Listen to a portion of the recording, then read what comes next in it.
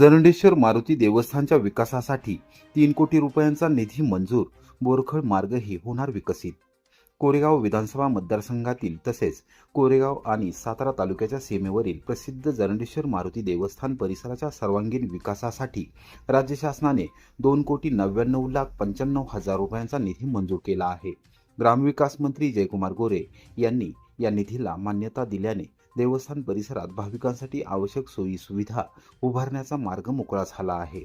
जरंडेश्वर मारुती देवस्थानला यापूर्वीच राज्य शासनाने ब वर्ग तीर्थक्षेत्राचा दर्जा दिला आहे.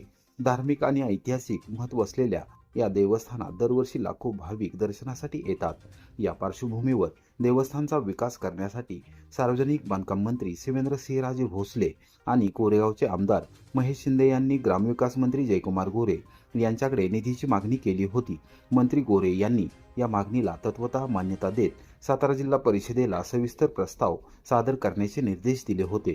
त्यानुसार जिल्हा परिषदेने मंत्रालयाकडे प्रस्ताव पाठवल्यानंतर निधी मंजूर करण्यात आला. या निधीतून देवस्थान परिसरात पुरुष व महिला भाविकांसाठी स्वतंत्र स्वच्छतागृहे, मूलभूत सुविधा आणि इतर विकास कामे करण्यात येणार आहेत.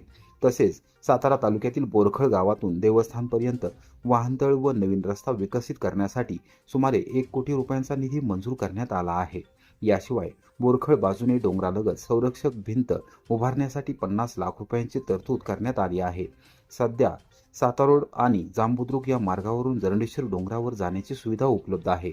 नव्या विकास कामांमुळे बोरखळ मार्गही खुला होणार असल्याने तिन्ही बाजूंनी देवस्थानकडे पोहोचणे शक्य होणार आहे. दरवर्षी श्रावण महिन्यातील प्रत्येक शनिवारी जरंडेश्वर मारुतीच्या दर्शनासाठी पश्चिम महाराष्ट्रासह राज्याच्या विविध भागातून मोठ्या संख्येने भाविक येतात. मंजूर निधीमुळे देवस्थान परिसराचा सर्वांगीण विकास होऊन भाविकांना अधिक चांगल्या सुविधा उपलब्ध होणार असल्याने भक्तांमध्ये समाधानाचे वातावरण आहे. भर पावसातही जिल्हाधिकाऱ्यांचा दुर्गम पाटण दौरा. SIR कामकाजाचा ऑन फील्ड घेतला आढावा. पारदर्शकतेवर भर. मुसळधार पावसामुळे अनेक भागातील जनजीवन विस्कळीत झाले असतानाही जिल्हाधिकारी संतोष पाटील यांनी प्रत्यक्ष दुर्गम पाटण तालुक्यात जाऊन स्पेशल इंटेन्सिव्ह रिव्हिजन अर्थात SIR अंतर्गत सुरू असलेल्या मतदार यादी पुनरीक्षणाच्या कामाचा ऑन फील्ड आढावा घेतला. यानंतर त्यांनी कराड येथेही संबंधित यंत्रणेसोबत कामकाजाचा आढावा घेत मार्गदर्शन केले. जिल्हाधिकारी पाटील यांनी संबंधित अधिकारी व कर्मचाऱ्यांशी सविस्तर संवाद साधत मतदार यादी पुनरीक्षणाची प्रक्रिया अचूक, पारदर्शक आणि निवडणूक आयोगाने निश्चित केलेल्या कालमर्यादेत पूर्ण करण्याच्या स्पष्ट सूचना दिल्या. प्रत्येक पात्र मतदाराचा समावेश आणि नोंदीची अचूकता राखणे ही प्रशासनाची सर्वोच्च जबाबदारी असल्याचे त्यांनी निदर्शनास आणून दिले. यावेळी त्यांनी प्रत्यक्ष कामाची पाहणी करत विविध टप्प्यांवरील प्रगतीची माहिती घेतली. ज्या ठिकाणी काही बाबी प्रलंबित आहेत त्या तातडीने पूर्ण करण्याचे निर्देश देत कामकाजात कोणतीही त्रुटी राहणार नाही याची दक्षता घेण्यास सांगितले. तसेच प्रत्येक नोंद काटेकोरपणे पडताळून नागरिकांचा विश्वास अबाधित राहील अशा पद्धतीने काम करण्यावर त्यांनी विशेष भर दिला. निवडणूक आयोगाच्या सर्व मार्गदर्शक सूचनांचे 100% पालन करून संपूर्ण प्रक्रिया पारदर्शक, निष्पक्ष आणि विश्वासार्ह पद्धतीने राबवण्याचे निर्देशही त्यांनी संबंधित अधिकाऱ्यांना दिले. मतदार यादी पुनरीक्षण हे लोकशाही प्रक्रियेतील अत्यंत महत्त्वाचे काम असून त्यामध्ये कोणतीही हलगर्जीपणा होऊ नये असेही त्यांनी स्पष्ट केले. भर पावसात दुर्गम भागात जाऊन जिल्हाधिकाऱ्यांनी प्रत्यक्ष क्षेत्रात कामाची पाहणी केल्यामुळे अधिकारी व कर्मचाऱ्यांचे मनोबल उंचावले असून SIR मोहिमेतील कामकाज अधिक वेगाने आणि प्रभावीपणे पूर्ण करण्यासाठी प्रशासन सज्ज असल्याचे पाटण आणि कराड येथील प्रांताधिकाऱ्यांनी स्पष्ट केले. आंबेनळी घाट बंद, आता कुंभार्ली घाटही धोक्यात. रस्ता खचल्याने कराड चिपळूण मार्गावर संकट. कोकणचा संपर्क धोक्याच्या छायेत. प्रचंड पावसामुळे महाबळेश्वर, पोलादपूर, आंबेनळी घाट वाहतुकीसाठी बंद असतानाच आता पश्चिम महाराष्ट्र आणि कोकणला जोडणाऱ्या महत्त्वाच्या कराड चिपळूण कुंभार्ली घाटातही रस्ता खचल्याने वाहन चालकांच्या अडचणीत मोठी भर पडली आहे. मुसळधार पावसामुळे घाटातील एका तीव्र वळणावर रस्ता खचल्याने हा मार्ग धोकादायक बनला असून जीव मुठीत धरूनच वाहन चालकांना प्रवास करावा लागत आहे. गेल्या काही दिवसांपासून कोयना परिसर आणि घाट माथ्यावर सुरू असलेल्या सततधार पावसामुळे घाट रस्त्याखालची माती सरकली आहे. त्यामुळे रस्त्याचा काही भाग खचला असून आणखी जमीन सरकण्याची भीती व्यक्त केली जात आहे. परिणामी या मार्गावरील वाहतूक अत्यंत सावधगिरीने सुरू ठेवण्यात आली असून अवजड वाहने, एसटी बस आणि माल वाहतूक करणाऱ्या वाहनांसाठी मोठा धोका निर्माण झाला आहे. कराड चिपळूण, सांगली, कोल्हापूर आणि कोकणातील बाजारपेठांना जोडणारा कुंभार्ली घाट हा जीवनावश्यक वस्तूंच्या पुरवठ्यासाठी अत्यंत महत्त्वाचा मार्ग आहे. अन्नधान्य, भाजीपाला, दूध, गॅस सिलेंडर, पेट्रोल, डिझेलसह विविध मालाची वाहतूक याच मार्गाने होत असल्याने रस्ता खचल्याचा परिणाम पुरवठा साखळीवर होण्याची शक्यता व्यक्त केली जात आहे.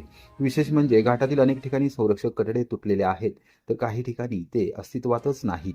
पावसाळ्यात दरडी कोसळण्याच्या घटना वारंवार घडत असल्याने हा घाट अधिकच धोकादायक बनला आहे. त्यामुळे वाहन चालकांनी वेगावर नियंत्रण ठेवून आणि आवश्यक ती खबरदारी घेऊनच प्रवास करावा, असे आवाहन करण्यात आले आहे. दरम्यान स्थानिक नागरिकांनी नियमित प्रवाशांनी सार्वजनिक बांधकाम विभागावर तीव्र नाराजी व्यक्त केली आहे. तात्पुरत्या डागडुजीवर वेळ मारून नेण्याऐवजी खचलेल्या रस्त्यांची तातडीने दुरुस्ती, संरक्षण भिंतीची उभारणी आणि कायमस्वरूपी उपाययोजना कराव्यात, अशी जोरदार मागणी होत आहे.